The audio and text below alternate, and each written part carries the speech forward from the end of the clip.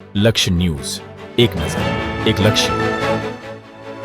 પાટણ એલસીબીની ટીમે રથયાત્રા પૂર્વે ગેરકાયદેસર હથિયારો બનાવતા ઇસમોને ઝડપી પાડ્યા.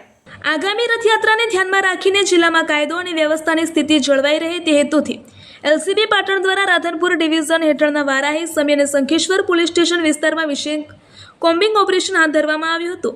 આ કાર્યવાહી દરમિયાન અલગ અલગ સ્થળોએ દરોડા પાડી કુલ 6 આરોપીઓની ધરપકડ કરવામાં આવી હતી, જ્યારે 2 આરોપીઓને વોન્ટેડ જાહેર કરી તેમની શોધખોળ શરૂ કરવામાં આવી છે.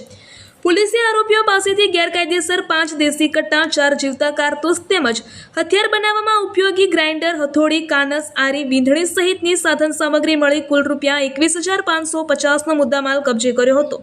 આ સમગ્ર કાર્યવાહી દરમિયાન વારાહી, સમી અને શંખેશ્વર પોલીસ સ્ટેશનમાં આર્મ્સ એક્ટ હેઠળ કુલ 5 અલગ ગુના નોંધવામાં આવ્યા હતા, જેમાં પોલીસમાં તપાસમાં કેટલાક આરોપીઓ સામે અગાઉ પણ આર્મ્સ એક્ટ હેઠળ લૂંટ, હત્યાના પ્રયાસ, પ્રોહિબિશન સહિતના ગુના નોંધવામાં આવેલા હોવાનું સામે આવ્યું છે. પોલીસે જણાવ્યું હતું કે આગામી તહેવારો દરમિયાન કાયદો અને વ્યવસ્થા જળવાઈ રહે તેમજ ગેરકાયદે હથિયારોનો ઉપયોગ અટકાવવા માટે આવા વિશેષ ઓપરેશનો આગળ પણ ચાલુ રાખવામાં આવશે. આ સમગ્ર કાર્યવાહી એલસીબી પાટણની ટીમ દ્વારા સફળતાપૂર્વક પાર પાડવામાં આવી હતી. રિપોર્ટર પંકજ સાધુ, પાટણ. શું છે સમગ્ર ઘટના?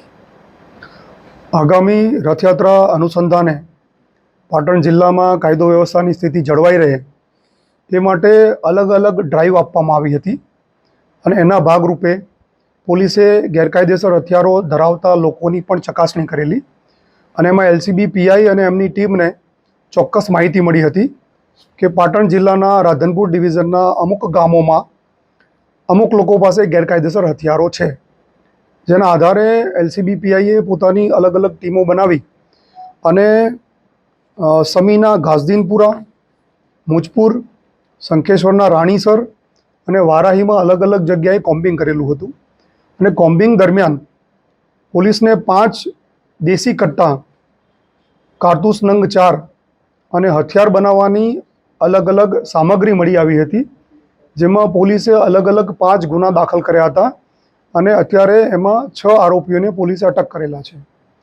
આ ગુનામાં અન્ય 2 આરોપીઓને અટક કરવાના બાકી છે.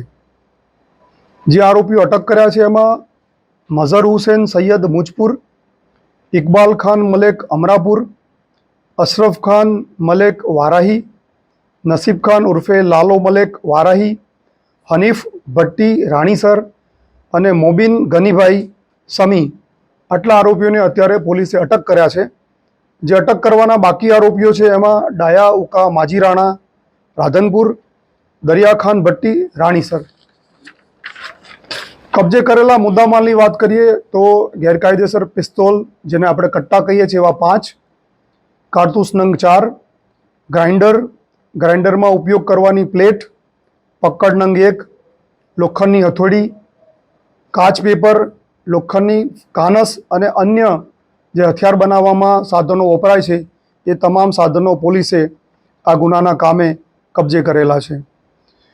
આરોપીઓનો ગુનાહિત ઇતિહાસ જોઈએ તો મઝહર હુસૈન વિરુદ્ધ હારીજમાં એક આર્મ્સ એક્ટનો ગુનો દાખલ થયેલો છે અને ડાયા ઉકા માજીરાણા કે જેને પકડવાનો બાકી છે એના વિરુદ્ધ 18 ગુના દાખલ થયેલા છે, જેમાં મોટાભાગના ગુનાઓ આર્મ્સ એક્ટ મુજબના છે.